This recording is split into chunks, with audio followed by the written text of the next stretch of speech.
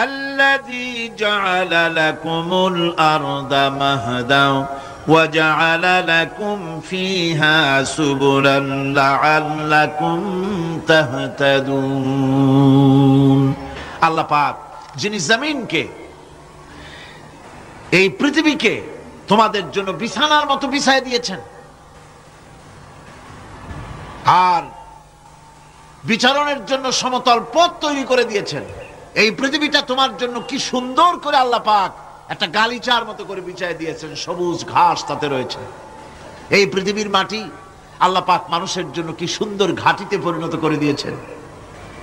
এই মাটির আল্লাহর রহমতটা দেখুন, একদিকে মাটি নরম, আবার এমন নরম নয় যে 10 তলা 20 তলা 50 তলা বিল্ডিং করলে পরে এর ভারের চোটে ভিতরে ঢুকে যাবে, এরকম নরম নয়।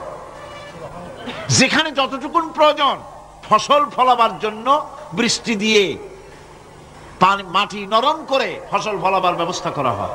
আবার বিল্ডিং তৈরি করার জন্য মাটি যেমন শক্ত হওয়া দরকার তেমন শক্ত আল্লাহ পাক করে দিয়েছেন। এখন তো 130, 35, 40 তলা পর্যন্ত, তারও বেশি তলা বিল্ডিং তৈরি হচ্ছে। আমি 135 পর্যন্ত উঠেছি আমেরিকায়, 135 তলা বিল্ডিং। এটা উঠতে 39 সেকেন্ড লাগে মাত্র। এখন এদের লিফটটা কি পাওয়ারফুল চিন্তা করেন, সা করে একটা শব্দ হয় আর আপনি দেখছেন যে 135 তলার ছাদের উপর উঠে গেছে। নিচের দিকে তাকাইলে মানুষগুলো ছাগলের ছাওয়ার মতো এতটুকু এতটুকু দেখা যায়, গাড়িগুলো পিঁপড়ার মতো দেখা যায়। এগুলি নতুন নতুন প্রযুক্তির মাধ্যমে তৈরি করা হচ্ছে। এখন এই বিশাল বিল্ডিং, এত ওজন, এই ওজন ধারণ করার জন্য মাটিকে আল্লাহ পাক ভারসাম্য, শক্তির ভারসাম্য দান করেছেন। এটাকে আল্লাহ পাক নরমও করেছেন আবার শক্তও করেছেন। এই মাটি, এই পৃথিবী আমাদের জন্য বিশাল এক নিয়ামত আল্লাহ পাক করে দিয়েছেন, ফসল ফলাবার জন্য, চলাফেরার জন্য। আবার এই মাটি যেন আপনাকে নিয়ে নড়াচড়া করতে না পারে। মাঝে মাঝে ভূমিকম্প হয় না? পৃথিবীতে ভূমিকম্প জোন যেগুলি আছে সেগুলি হচ্ছে Japan, China, turkey, Iran, America, এরকম বিভিন্ন দেশে ভূমিকম্পের জোন, এগুলি ভূমিকম্প এলাকা। আমাদের এসব দেশে ভূমিকম্প কম হয়, তবে ইদানিং একটু একটু শুরু হয়েছে। আল্লাহ যেন এই ভূমিকম্পের গজব থেকে আমাদেরকে বাঁচান। এত আস্তে আমিন বললেন কেন? আল্লাহ পাক কি প্রচন্ড ক্ষমতার মালিক। তিনি রহমত করে এ জমিনকে সুন্দর স্থিতি স্থাপক, একটা স্থিতিশীলতা করে দিয়েছেন। এই পৃথিবী যেন আমাদের নিয়ে নড়াচড়া করতে না পারে সেজন্য আল্লাহ পাক পাহাড় সৃষ্টি করেছেন। চট্টগ্রামে পাহাড় আছে না? রাঙামাটি, খাগড়াছড়ি, বান্দরবান পাহাড় আছে না? আছে। লোকেরা এই পাহাড়ের উপকারিতা বোঝে না, সমানে পাহাড় কাটে। যারা পাহাড় কাটেন তারা আত্মঘাতী কাজ করেন, তারা পৃথিবীর মানুষের ক্ষতি করেন। পাহাড় আল্লাহ পাক তৈরি করেছেন। আল্লাহ কোন জিনিস খেলতামাশার জন্য তৈরি করেন নাই। গতকাল এই আয়াতটি আমি পড়েছিলাম,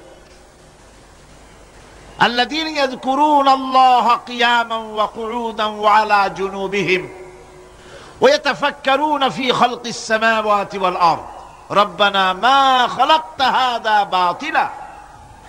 নিরর্থক করে আল্লাহ পাক কোন জিনিসকে তৈরি করেন নাই। আল্লাহ পাক এই পাহাড় সৃষ্টি করেছেন জমিনের ভারসাম্য রক্ষা করার জন্য। সেই পাহাড়গুলি কাটতেছে মানুষ সমানে, গাছ কাটতেছে সমানে। এতে করে প্রকৃতির ভারসাম্য নষ্ট হয়ে যাচ্ছে। এগুলি সব আল্লাহ পাকের রহমত, সবগুলি আল্লাহ পাকের নিয়ামত। খালি খালি আল্লাহ কিচ্ছু তৈরি করেন নাই। ব্যাংকগুলারে জনমের মতো খাইয়া ব্যাঙের ব্যবসা করে, চীনের কাছে ব্যাংক বিক্রি করে এখন বাংলাদেশ মহাবিপদে পড়েছে। এখন ব্যাংক কোথায় পাওয়া যায় তাই তালাশ করে, কারণ এই ব্যাঙের উপকারিতা আগে জানা ছিল না। এত কীটনাশক ওষুধ ছড়ানো লাগতো না।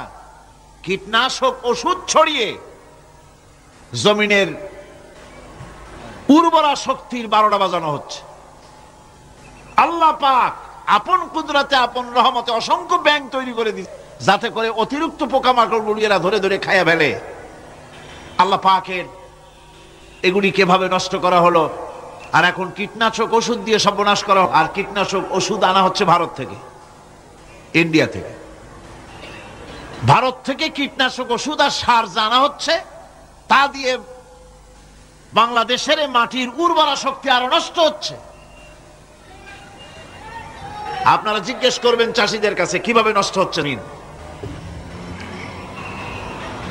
সুতরাং আল্লাহ পাক খেল তামাশায় বস্তু করে কিছুই তৈরি করেন নাই, সবগুলিকে আপন রহমতে তৈরি করেছেন মানুষের সৃষ্টি জগতের জন্য, যার দ্বারা মানুষ উপকৃত হতে পারবে। এজন্য তিনি হচ্ছেন রহমান। বলেন তিনি কি? রহমান। আল্লাহ রাব্বুল আলামিন জমিন সৃষ্টি করলেন, পাহাড় দিলেন, গাছপালা তরুলতা তৈরি করে দিলেন। এরপরে আল্লাহ পাক বলছেন, তাকিয়ে দেখো সমুদ্রের দিকে, ওয়া হুয়াল্লাযী সাখারাল বাহরা লিতাকুলু মিনহু লাহমান তারিয়ান ওয়া তাস্তাখরু মিনহু হিলিয়াতান তালবাসুনাহা। সমুদ্রের দিকে লক্ষ্য করে দেখো, এই সমুদ্রকে তোমাদের অনুগত করে দিয়েছি। এর মধ্যে রয়েছে তাজা মাছ মাংস রয়েছে, এর ভিতরে রয়েছে তোমাদের পরিধানের অলংকার আদির জন্য মূল্যবান সম্পদ রাখা হয়েছে সমুদ্রের মধ্যে। বিজ্ঞানীরা বলেছেন পৃথিবীর উপরিভাগে যা আছে মাটির তলায় তার থেকে অনেক বেশি বেশি মূল্যবান জিনিস আছে। আছে না মাটির তলায় মূল্যবান জিনিস? কি আছে? কি আছে? খনিজ দ্রব্য আছে, সোনা আছে, লোহা আছে, তেল আছে। তেল যে শুধু সৌদি আরবে, কুয়েতে আর কাতারে, বাংলাদেশে তেল নাই এটা ঠিক না। আমাদের দেশে তেল আছে। আল্লাহ তেল আমাদের দেশে দিয়েছেন, তবে অতটা না হলেও কিছুটা তো দিয়েছেন। আমাদের দেশে চা আছে, পাট আছে, আমার দেশেও তেল আছে। মাঝে মধ্যে তেলের কুয়া সিলেটের হরিপুর থেকে, বাখরাবাদ থেকে, ভোলা থেকে, বিভিন্ন জায়গা থেকে তেলের কুয়া বের করে দেখানো হয়। তেল আছে। যারা ক্ষমতাসীন, যারা সরকার, যারা দেশ চালাও, যদি আমারে সেজদা দাও, যদি নামাজি হও, কোরআনের সাথে বিরোধিতা যদি না করো, যদি কোরআন সুন্নাহর শাসন প্রতিষ্ঠা করো, এ ধরনের অসংখ্য তেল বের করে দেব। কিন্তু কিন্তু বারবার উমরা করে, হাতে তসবিহ ধারণ করে, মাথায় পট্টি বেঁধে যদি ইসলামের সাথে নাফরমানি করা হয়, তোমাদের তেল আল্লাহ পাক বের করে ছাড়বেন। আল্লাহ পাক বাহানা পছন্দ করেন না। এই জমিনে ফসল আছে, অসংখ্য ফসল আল্লাহ পাক দিয়েছেন, অসংখ্য খনিজ পদার্থ আল্লাহ পাক দান করেছেন। সেই খনিজ পদার্থগুলি আল্লাহ পাক, খনিজ দ্রব্যগুলি আল্লাহ পাক দিবেন মুমিনদের হাতে। কাদের হাতে দিবেন? আল্লাহ পাক বলেছেন, ওয়ালাউ আন্না আহলাল কুরা আমানু ওয়াত্তাকাউ লাফাতাহনা আলাইহিম বারাকাতিম মিনাস সামাই ওয়াল আরদ।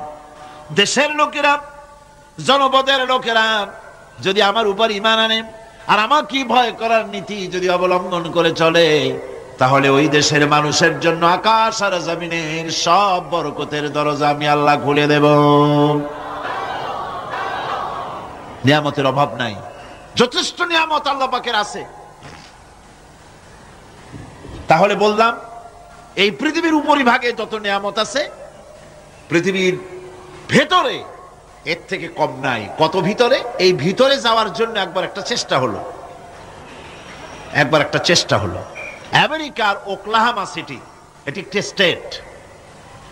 এই স্টেটের পাশে একটা জায়গা বেছে নেওয়া হলো, যে পৃথিবী, তাদের ধারণা ছিল যে মাটি খুঁড়তে খুঁড়তে এর পৃথিবীর অপর পৃষ্ঠে যাওয়ার জন্য একটা আন্ডারগ্রাউন্ড রাস্তা করা যায় নাকি।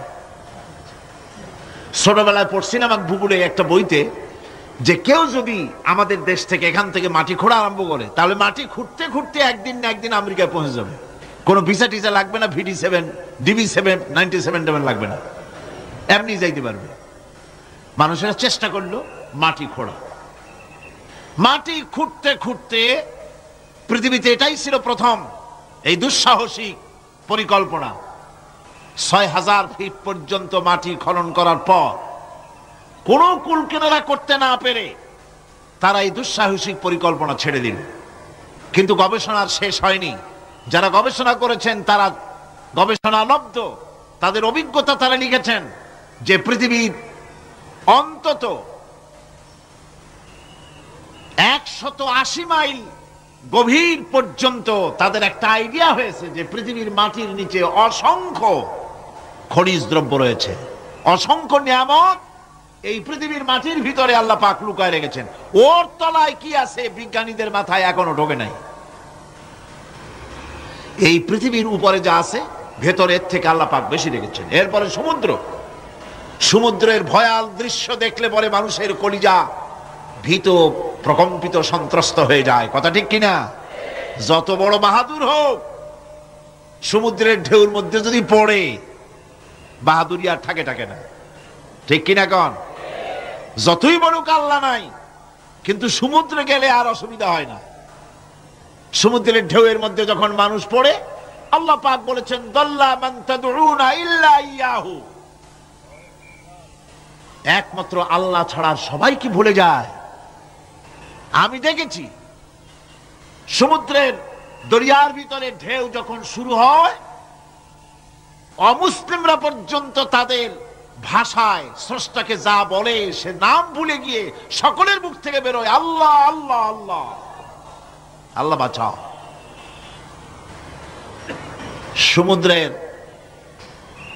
সমুদ্র বিরাট রহস্য, একটি বিরাট রহস্য।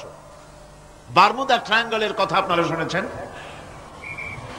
বারমুদা ট্রায়াঙ্গলটা কি, এটা এখনো বিজ্ঞানের কাছে স্পষ্ট হয়নি।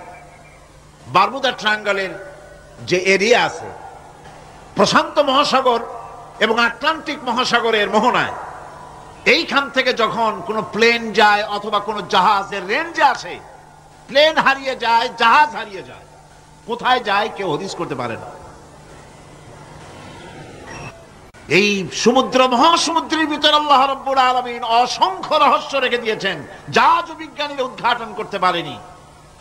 এই মহাসমুদ্রের ভিতরে রয়েছে ম্যাগনেটিক পাহাড় পানির তলায়। যদি রাডারে ধরা না পড়ে জাহাজের, তাহলে এর রেঞ্জের ভিতরে আসলে এমন আকর্ষণে টেনে নেবে, পাহাড়ের সাথে লেগে টক করে লেগে জাহাজ চানাচুর হয়ে যাবে।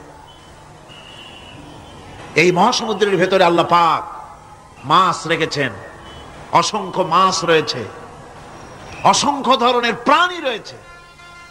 আর তিনি এমন রহমান, প্রত্যেকটি প্রাণীর আবার আত্মরক্ষার জন্য হাতিয়ার তার সাথে সাথে দিয়ে দিয়েছেন। এক প্রকারের মাছ আমি নিজে দেখেছি সি ওয়ার্ল্ডে গিয়ে, এক প্রকারের মাছ আছে, সে যদি আক্রান্ত হয় তাহলে তার পেছনের দরজা থেকে এক প্রকারের লাভা, এক প্রকারের আটা জাতীয় জিনিস ছেড়ে দেয়। ওইটা পানি তড়িৎ গতিতে, আর পানি আশেপাশে পানিগুলি ইলেকট্রিফাইড হয়ে যায়। যে তাকে আক্রমণ করতে আসছে ইলেকট্রিক শক খেয়ে পালানো ছাড়ার পথ থাকে না। আবার আর এক প্রকারের মৎস্য আছে যেগুলি আক্রান্ত হলে পরে সে তখন তার মুখ থেকে ব্লু রঙের, গাঢ় কালো রঙের এক প্রকারের কতগুলি লালা বের করে দেয়, তার আশেপাশে একদম কালো অন্ধকার হয়ে যায়, তারা আর কেউ দেখতে পারে না। এভাবে করে প্রত্যেককেই আত্মরক্ষার জন্য আল্লাহ পাক হাতিয়ার দিয়ে দিয়েছেন। সুবহানাল্লাহ ওয়া বিহামদিহি। সেই সমুদ্রের ভেতরে এই ধরনের মৎস্যরাজি, বিরাট বিরাট প্রকাণ্ড প্রকাণ্ড প্রাণী আল্লাহ পাক সেখানে রেখেছেন। এরপরে এই সমুদ্রের মধ্যে রয়েছে মণিমুক্তা। আল্লাহ পাক বলছেন তোমরা পোশাক তৈরি করবে, তোমাদের স্ত্রীদের জন্য অলংকার আদি তৈরি করবে, সেজন্য ওর ভিতরে মণিমুক্তা মহামূল্যবান জিনিস এই সমুদ্রের ভেতরে আমি দিয়ে রেখেছি। আপন কুদরতে, আপন মেহেরবানিতে, কেউ আমার কাছে চায় নাই, আমি নিজের থেকে তোমাদের সমস্ত প্রয়োজন মিটিয়েছি, যা লাগবে সব জোগাড় করে দিয়েছি। এখন দেখুন আল্লাহ রাব্বুল আলামিন তার রহমতের নমুনা প্রাণী জগতের দিকে লক্ষ্য করে দেখেন আল্লাহ রাব্বুল আলামিন সমস্ত প্রাণী জগৎ দুনিয়ায় মানুষ বাদে যত প্রাণী আছে সমস্ত প্রাণীর দিকে তাকান। মানুষের কথা তো গতকাল বলেছি। সমস্ত প্রাণীগুলি কি আল্লাহ রাব্বুল আলামিন